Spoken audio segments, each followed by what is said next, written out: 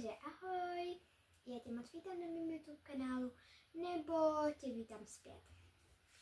Takže dobře, v dnešním videu to bude návod na tu strašně roztomilou čepici. A vlastně je to čepice i z oušky a to je na tento nejlepší. Když se na to podíváte, mně se to strašně líbí. A jako je to strašně roztomilý i s těmi oušky. Já vám ty ouška přiblížím. Jste se mohli jako podívat. Podíváte se i zároveň asi na vzor. Je to krásný podle mě. A na zimu úplně ideální. A myslím, že to můžete nosit až do jara, jako do toho března. Potom ještě na podzim se vám to bude hodit a prostě jako je to super. A ještě ten vzor, chci říct, je hodně takový jakože pružný, takže to budete asi nosit docela dlouho. Takže dobře, potom, tak vám tady ukážu jenom zatím materiál, jako takhle narychlo. Nebojte, já o tom pak budu mluvit ještě chvilku. Takže tady vidíte, že je tam nějaká příze, háček, samozřejmě, že nějaký to označovač, nůžky, jo, a tak dále.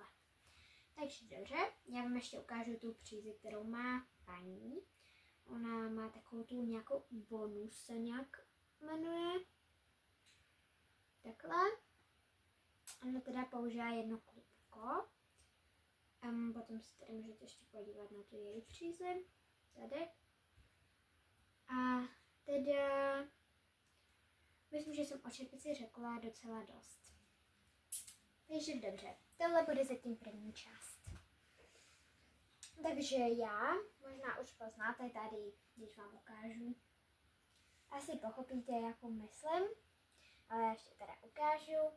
Je to moje docela oblíbená Baby Alize Softy Plus. Je to moje docela jako oblíbená docela. Potom teda tady si můžete podívat, že složení je 100% mikropolyester. Potom háček vidíte 3 až 5 mm. A nakonec tady vidíte 100 gramů a 120 metrů. Takže v podstatě, když budete mít nějakou přízi ze 100% mikropolyester, tak to je správný. 100 gramů, 120 metrů, jo. Tak můžete v podstatě tu přízi použít. Nemusíte jako zrovna Baby Alize Softy Plus. Takže dobře, to bychom měli přízi. Ona je taková chlupatěučká a řekla jsem si, že z ní nebudu háčkovat šálu, já jsem chtěla, ale tak jsem si řekla, že si udělám špic.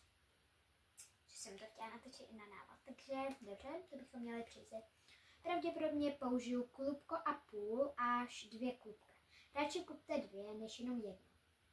Já ještě budu přemýšlet nad tím, jestli nebudu chtít mít jednu půlku černou a druhou bílou, nebo jako celou černou. Takže já vám pak řeknu. Nebojte. Takže dobře, to bychom měli přízi.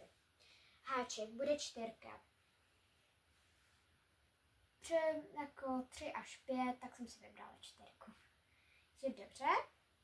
Potom budete potřebovat jehlu s velkým okem, tady označovač,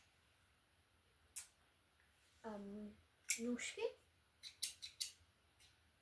a já všechno ještě budu tady měřit na tady tom kryčovském metru.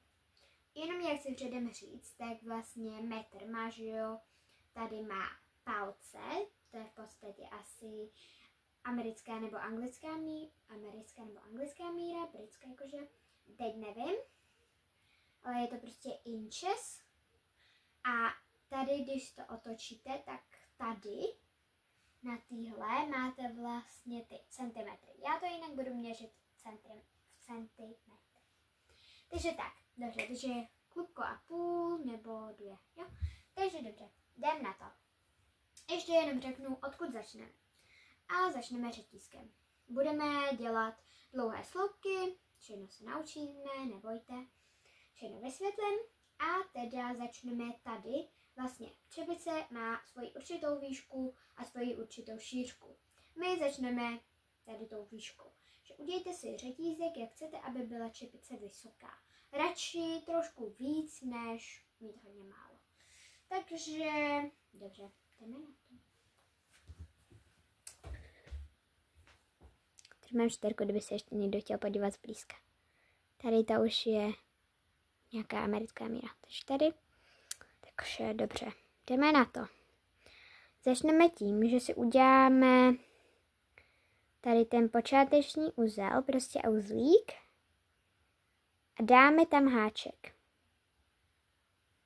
Utáhneme. A teď teda uděláme ten řetízek.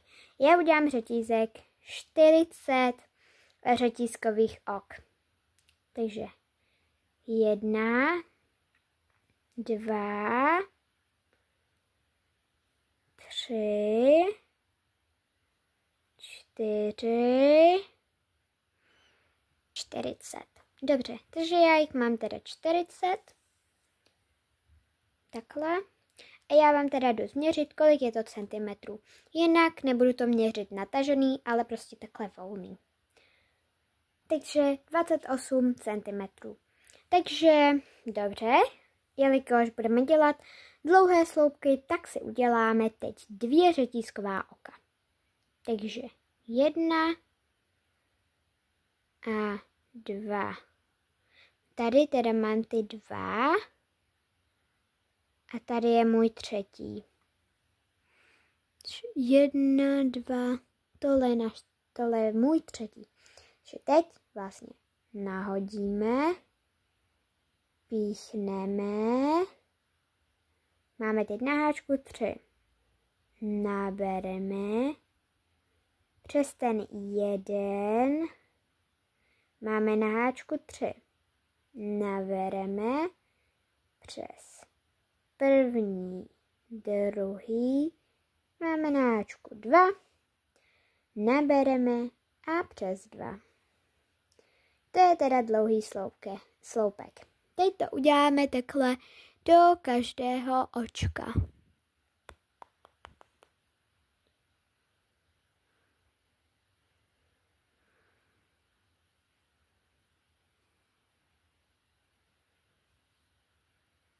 A na konci se uvidíme a pak si ukážeme, jak na další řadu. Takže jo, už tady mám poslední očko, tam zase nahodíme, píchneme, nabereme a protáhneme, máme na háčku 3, nabereme přes 2, máme na háčku 2, nabereme a přes 2. Super, teď si ukážeme, jak na další řadu. A vlastně tuhle řadu, kterou si teď ukážeme, budete opakovat vlastně po celou čepici už v podstatě. Takže děláte si jedno řetízkové oko, na který nikdy nesmíte zapomenout. Takže tady ho mám. Tady je to jedno. Teď vlastně otočím práci. A když se podíváte, tak očko má takhle 2 poloviny. To blíž k nám je přední nitka a to dál od nás je zadní. My budeme píchat do zadní nitky.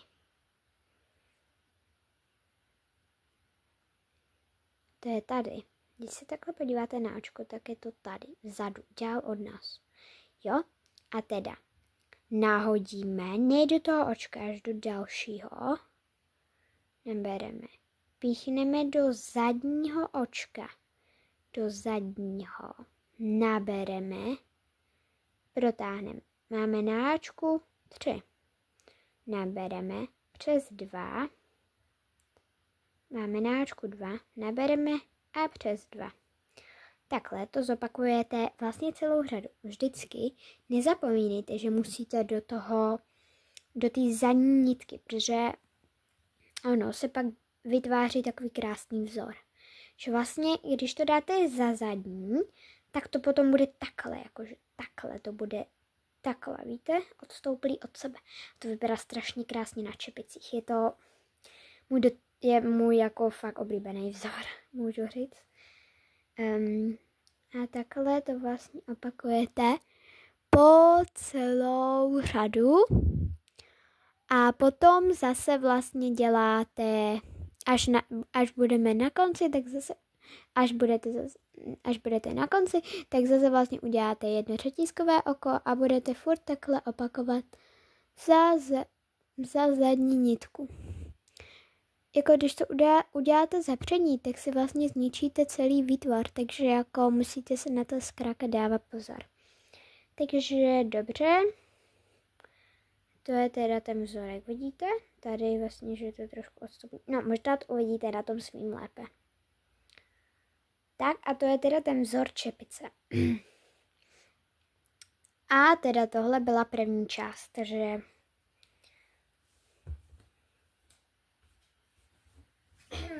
takže já doufám, že se vám tenhle vzoreček líbí, že si se mnou čepici uděláte. Jestli se vám teda líbí jako mě, tak mi dejte palec nahoru. A jestli jste vzoreček krásně pochopili a že jsem všechno vysvětlila, tak určitě taky dejte like. A jestli se vám video líbilo, dejte mi taky like. A nespomeňte mě odebírat. A teda dobře. Vzoreček je fakt jednoduchý a vlastně v druhé části jenom chci říct, že asi si ještě jednou ukážeme ten vzorek, třeba ho někdo zapomene za tu dobu. A teda potom už možná v třetí, nevím, kde si uděláme uši, možná to stejneme už v té druhé. A ušky si samozřejmě naučíme, ale jenom chci říct, že u těch uší budeme hodně potřebovat tady dělu s velkým okem. Takže dobře. Nespomeňte mi odebírat, nespomeňte mi dát lajky a čau u druhé části. Už se nemůžu dočkat, tak čau.